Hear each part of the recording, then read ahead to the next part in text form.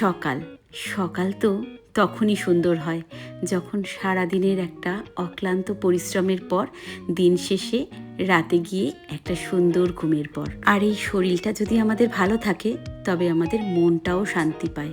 যাই হোক, আজকে ব্রেকফাস্টে সবাইকে বানিয়ে দিয়েছিলাম এগ টোস্ট। আজকে যেহেতু খুব ঝামেলার একটা ব্রেকফাস্ট ছিল না, তাই সবাইকে ব্রেকফাস্ট দিয়ে নিজেও ব্রেকফাস্ট খেয়ে কিছু জামা কাপড় গুছিয়ে নিলাম। এরপরে আবার কিচেনে গিয়ে লাঞ্চটা রেডি করব।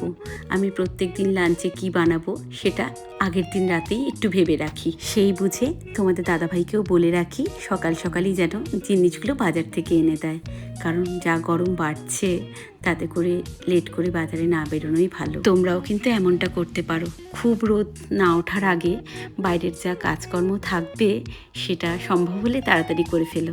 তোমাদের দাদাভাইকে আজকে বলেছিলাম বাজার থেকে যেন জ্যান্ত কাতলা মাছ আনে, কিন্তু মনের মতো মাছ না পেয়ে নিয়ে এসছে পাবদা মাছ।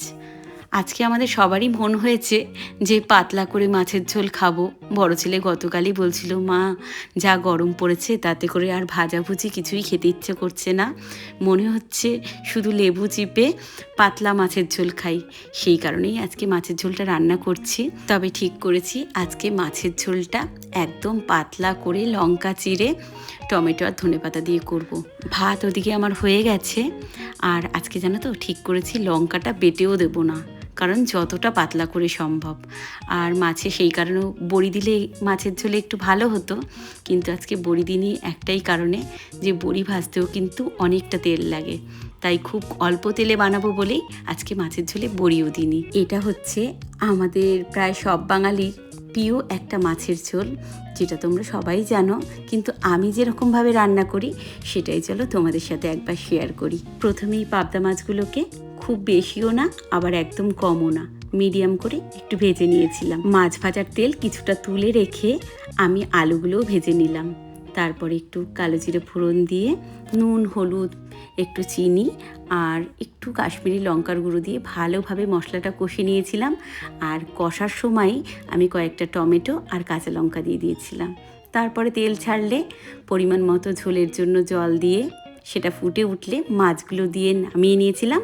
আর নামানোর আগে অবশ্যই একটু ধনেপাতা দিয়েছিলাম। বাকি রান্নাগুলো কমপ্লিট করে নিয়েছি।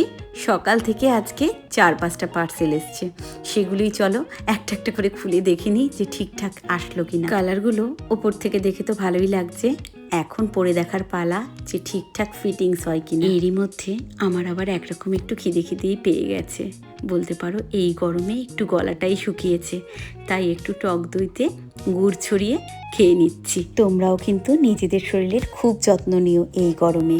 আবার দেখা হচ্ছে আমার জীবনের নতুন একটা গল্পের সাথে।